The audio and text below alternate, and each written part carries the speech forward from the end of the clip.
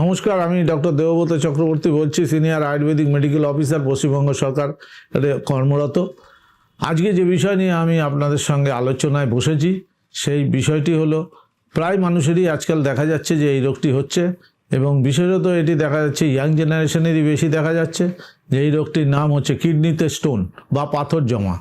ঠিক আছে, এই পাথর জমা বা কিডনি স্টোন, এটা নিয়ে কিন্তু অনেকেই এই বিষয়ে ওয়াকিবহাল আছেন যে কিডনি স্টোন সাধারণত আমরা দেখি যে পরিমিত আহার এবং পরিমিত অনিয়মিত জীবনযাপন বা লাইফস্টাইল মডিফিকেশান ঠিকমতো না থাকলে তার ক্ষেত্রেই এই রোগটি দেখা যায়। কারণ পরিমিত যদি প্রত্যেক দিন যেই পরিমাণে জল পান করা উচিত আমাদের একজন প্রাপ্তবয়স্ক পুরুষ এবং মহিলার, সেক্ষেত্রে কিন্তু যদি না করে এবং যে রাত্রি জাগরণ করে এবং এই ধরনের যে জিনিসগুলো রয়েছে তার মধ্যে দিয়ে যদি হয়, এবং এই ক্ষেত্রে তার সঙ্গে অঙ্গাঙ্গি জড়িত আছে ইউরিক অ্যাসিড।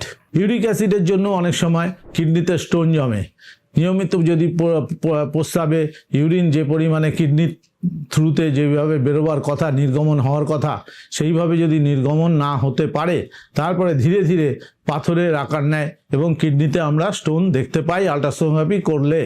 যখন আমরা ব্যথা নিয়ে যাই চিকিৎসকের কাছে, যে কোনো চিকিৎসকের কাছে যখন আমরা এমার্জেন্সি অবস্থায় প্রচণ্ড ব্যথা নিয়ে যাই, তখন যখন আমরা আল্ট্রাসোনোগ্রাফি করি হোল অ্যাবডোমেন, না করলেও আপার অ্যাবডোমেন, তখন দেখা যায় যে কিডনিতে ছোট ছোট স্টোন বা কারো ক্ষেত্রে একটু বড় স্টোন দেখা যায়। এই স্টোনগুলো সাধারণত কিন্তু প্রথম প্রাথমিক অবস্থায় খুব একটা ডিস্টার্ব করে না, ব্যথা ছাড়া অন্যান্য কিছু করে না, নিরীহ থাকে। কিন্তু কখনো কখনো যদি এই স্টোন অন্যান্য বিভিন্ন রকম রূপ ধারণ করে, যেমন কিছু স্টোন আছে হর্নি বলা হয়, কাটার মতো, সেটা যদি কিডনির ভিতরে গেঁথে যায় তাহলে তাকে কিন্তু চিকিৎসার মাধ্যমে বার করা বা আমাদের ওষুধের মাধ্যমে বার করা বা গলিয়ে দেওয়া যে বলে, সেটা করা কিন্তু মুশকিল। আয়ুর্বেদিক মতে হয় চিকিৎসা করতে হয়, দীর্ঘ সময় লাগে একটু, কিন্তু সাধারণ যে স্টোনগুলো হয়, ক্রিস্টাল আকারে যে স্টোনগুলো থাকে, সেগুলো প্রথমে আমরা তাদেরকে বলি, প্রচুর দেখা যায় যে সমস্ত রোগী আসে তারা পরিমিত জল পান করে না, তো সেই জলটা পান করতে বলি। সকালে দুপুর রাত্রে যে কত 3 থেকে 4 লিটার জল খেতে হবে, সেই জলটা যেন খায় প্রচুর পরিমাণে, এবং তার সঙ্গে তাকে আমরা ওষুধ দিই। আমাদের যা যা আয়ুর্বেদিক ওষুধ আছেন সেইগুলো খুবই কার্যকরী ওষুধ। সেই কার্যকরী ওষুধগুলো দিলে পরে তার প্রস্রাবের বেগ আসে এবং প্রস্রাবের বেগের মাধ্যমে বেরিয়ে যায়। এই বিষয়ে একটা কথা বলতে চাই যে মহিলাদের এবং পুরুষদের এই উভয়ের ক্ষেত্রে এই স্টোন যে হয়, সেই ক্ষেত্রে মহিলাদের স্টোনটা প্রস্রাবের মাধ্যমে নির্গমনের সুবিধা বেশি, পুরুষদের কম। কারণ পুরুষদের যে প্যাসেজ, সেই প্যাসেজটা স্টোনটা যে বেরিয়ে আসবে কিডনি থেকে, তো সেই আমাদের প্রস্রাবের নালী দিয়ে, তাতে আমাদের পুরুষদের উপরালার সৃষ্টি, সেই নালীটা সরু, আর মহিলাদের যে আছে সেই নালীটা একটু চওড়া, যার ফলে তাদের পাথরটা সহজেই বেরিয়ে যেতে পারে মহিলাদের ক্ষেত্রে। এটাই উপরালা তাদের ব্যবস্থা করে রেখেছে মহিলাদের জন্য। আর পুরুষদের জন্য একটু ব্যথা হয়, প্রচণ্ড ব্যথাও হতে পারে, সঙ্গে রক্ত নির্গমন হতে পারে। কিন্তু যদি ছোট থাকে 18 mm বা 20 mm এর যদি নিচে থাকে, সেক্ষেত্রে পুরুষদের বেরিয়ে যেত। কিন্তু 20 mm এর বেশি হলে সেক্ষেত্রে কিন্তু পুরুষদেরও ওষুধের মাধ্যমে বার করাটা কঠিন হয়ে পড়ে। তখন শল্য চিকিৎসকের বা সার্জারির পদ্ধতি অবলম্বন করতে হতে পারে।